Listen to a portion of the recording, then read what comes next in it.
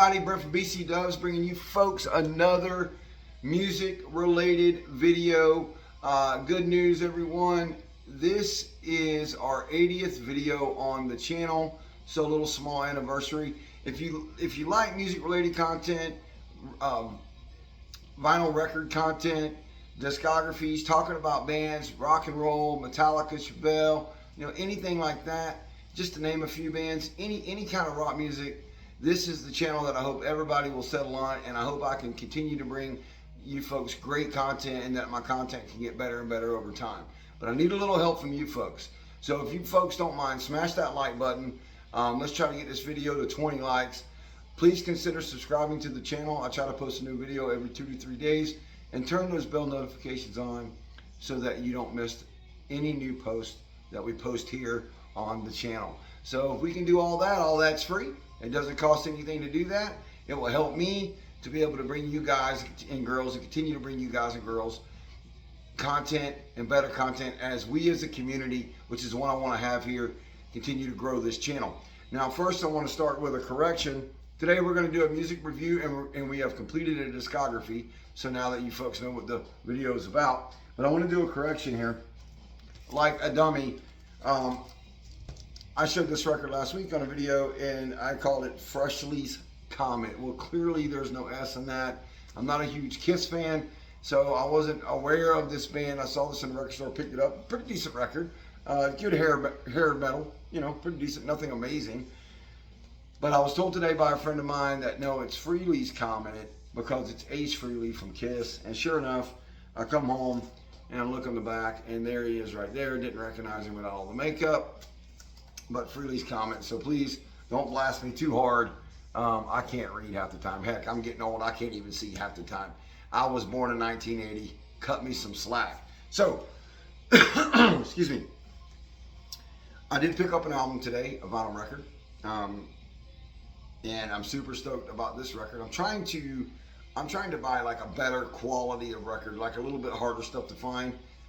That stuff gets expensive. I don't have the biggest budget in the world, so I do it when I can. But today I was able to pick up Extreme 2 Proto Graffiti right here. And this album was released in 1990. At least this copy was. This is a 1990 Brazilian release of this record. A lot of people will know Extreme from their song, what was their big song? More Than Words. That was kind of their ballad. But the truth of the matter about Extreme is it is killer guitar rock. Nuno Betancourt, or Betancourt, however you want to pronounce his name, is just one of the best shredders in rock and roll history. That's the guy right here. If you don't believe me, go check out any of his guitar solos. He is just absolutely amazing, the stuff this guy can make his fingers do. So I'm super excited about this album here and giving it a listen. It is not in the best condition. I did pay, well, what did they have on there? Excuse me. Oh, excuse me, I'm sorry to move off camera. They had 35 bucks on this record. They're calling it the Cover VG, where I bought it at. I don't know where they got that from. You can clearly tell that it's got a lot of album wear, or ring wear as they call it. The spine is tore up, and it's just weathered. But it does have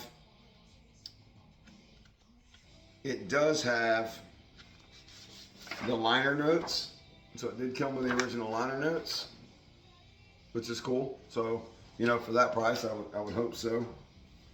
And I get it. The album was in 1990. Some of these bands are really hard to find from 1990 through they really started reissuing records and pressing a lot of records back in 2006, 2007. People started to get back into them a little bit. But that 90s from 2005, that whole era is hard to find. And those are expensive vinyls, as anybody in the vinyl collecting community that watches this channel knows. Those are expensive records to find, rock and roll records from that era. I mean, some of your grunge bands like Nirvana and Pearl Jam, Alice in Chains, those records can run you $300, $400, $500, $600, $700 from that area, depending on condition. Does not have the original sleeve, but I did want to show you folks this. This album was released on A&M Records. But this issue is a Brazilian press.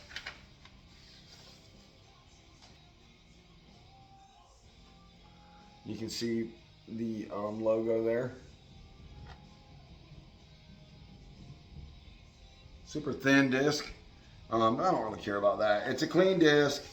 The jacket is worn, but the record is good. So I'm gonna clean it up with my vinyl record cleaner that I have, and I'm gonna let that spin when we get done making this video. Now, so that's cool. So we did bring you folks a new vinyl record pickup. Super stoked to have that in my collection.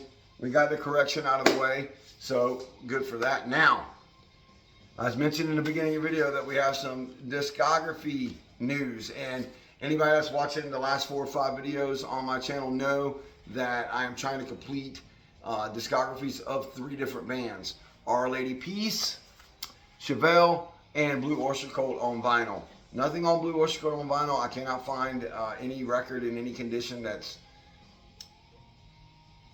I'm looking for their next record in succession to Spectres. I'm drawing a blank on the name of that right now. But it is the one that has Don't Fear the Reaper on it. Dang it. Anyway, maybe it'll come back to me in the video and I'll mention it then.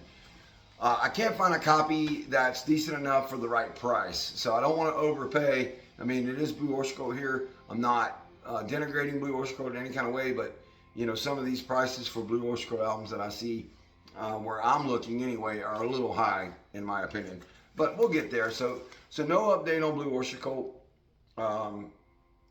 We have 5 of their 16 studio albums, so got a long road to hoe there.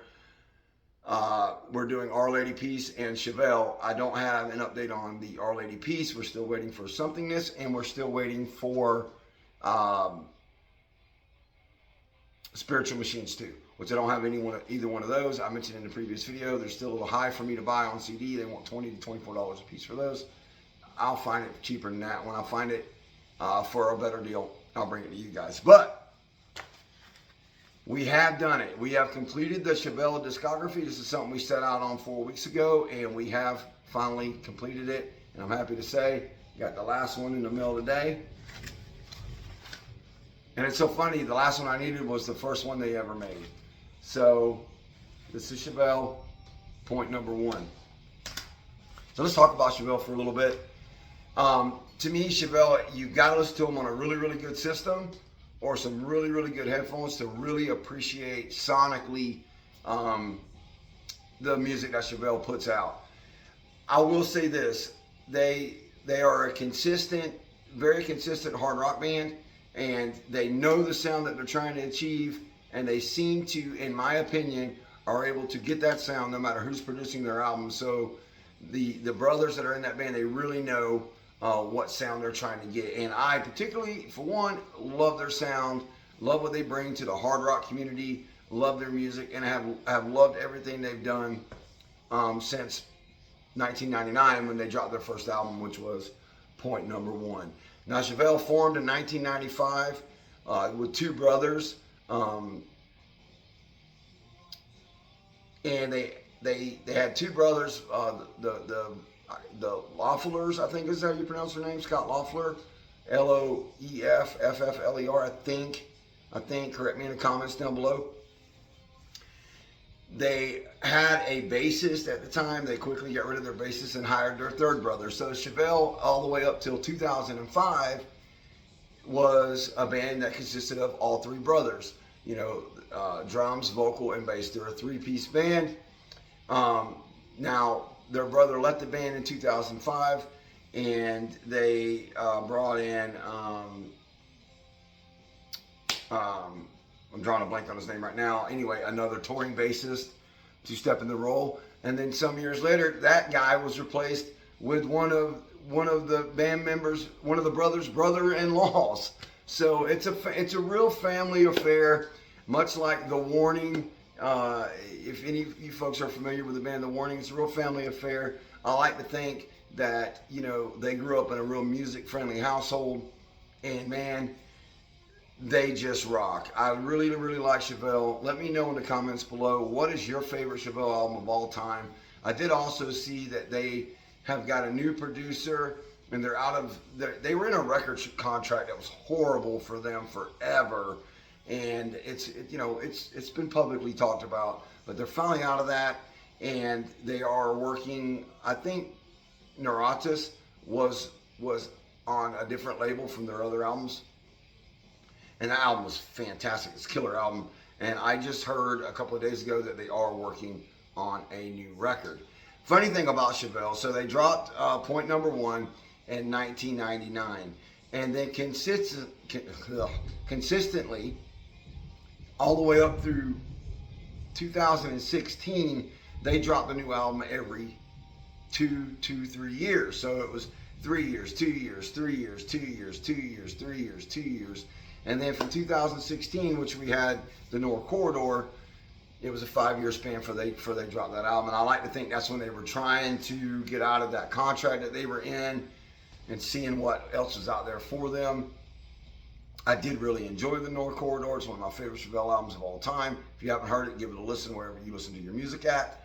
And then Neuratis come out in 2021, and that album's just killer sonically. That is an album you got to put on a really good system, turn it up really loud. It's just a fantastic record.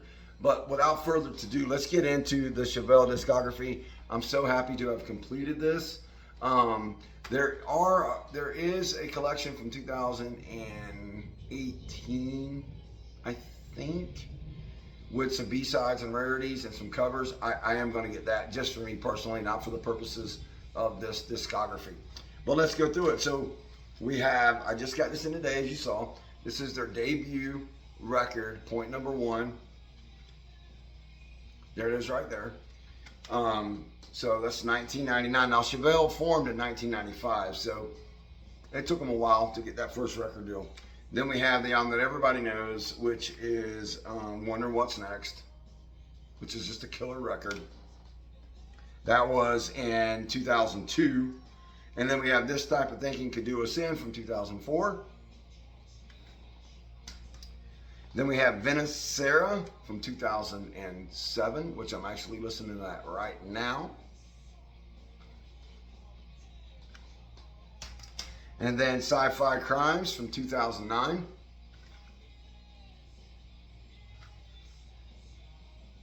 Love that album art. Hats Off to the Bull, 2011. Not my favorite Chevelle album.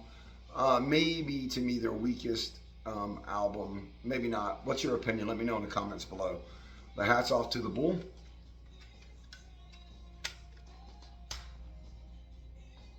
The Gargula from 2014.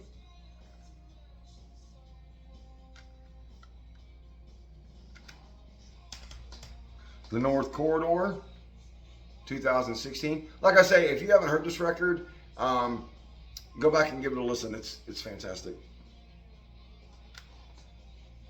I highly recommend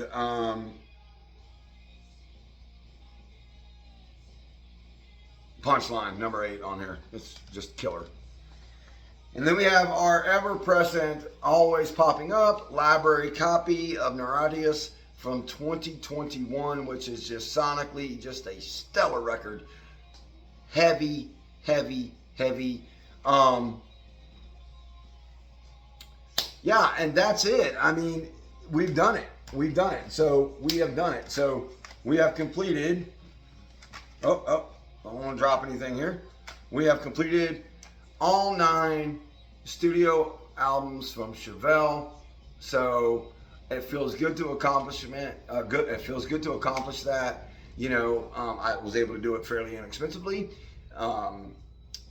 We have only 2 more left to go on Our Lady Peace. We've done the, let me reach over here.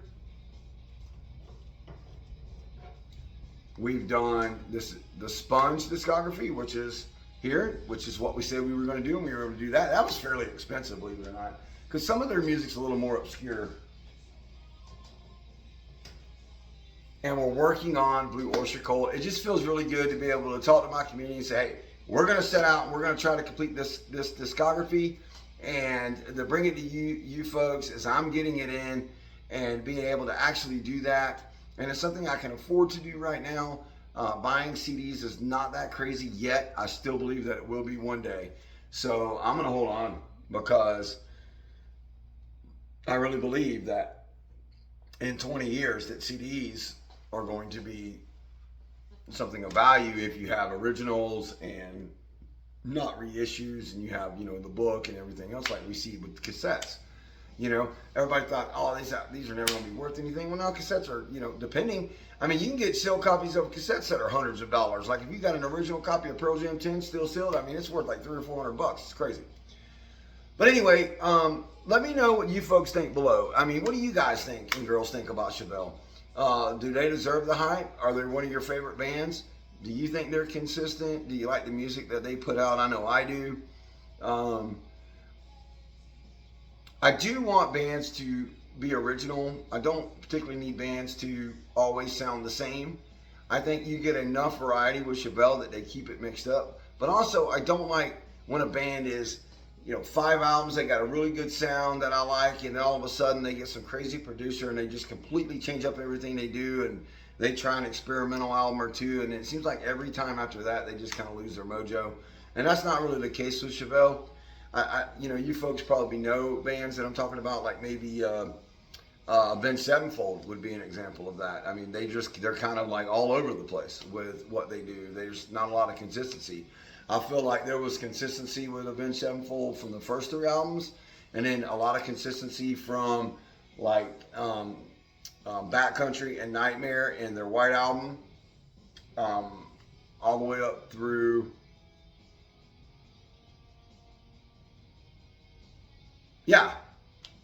through their White Album, and then they just kind of like changed again. You know, it's weird. And you know, Metallica, I'm a huge Metallica fan. But they got experimental in 1996 and 1997 with Load and Reload. And, well, actually, they got experimental with the Black Album, if we're honest. They changed their sound, which I'm not knocking any artist that wants to do that. Any artist that wants to do that, that's their right to do so. I mean, they are the artists. They're the ones that create the music, and good on them. I think that sometimes that bands tend to forget about their fan bases and what got them there a little bit, maybe, and it becomes more about what they want to hear, which is also okay, and that's fine too. But you might lose a few fans in the process, and as long as you're okay with that, then that's fine with me.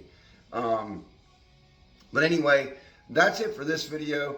I hope you. Oh, almost forgot. I always forget to do this. I got the 2 window albums up here. First one to leave the correct name of those 2 albums that are in the window. I'll put 2 new albums in the window every time I make a video. That's kind of my niche. First one to get those 2 albums right in the comments below. I will pin your comment up top. I really, really appreciate all the support. We're up to 57 subscribers. Let's try to get that up to 60. I really appreciate the support. I appreciate the comments. The comments have been really great. I've had people leave me band names that I've never heard of, because I'm constantly looking for new, good rock music, and it's getting harder and harder to find. I'm starting to get some feedback in the community with some bands that I've never heard of. A guy left me a comment in my video, the last video that I made about a band out of Australia. Sure enough, I go and listen to that, and I enjoy it. So I really appreciate the support. I appreciate the community, and we will see you folks on the next one.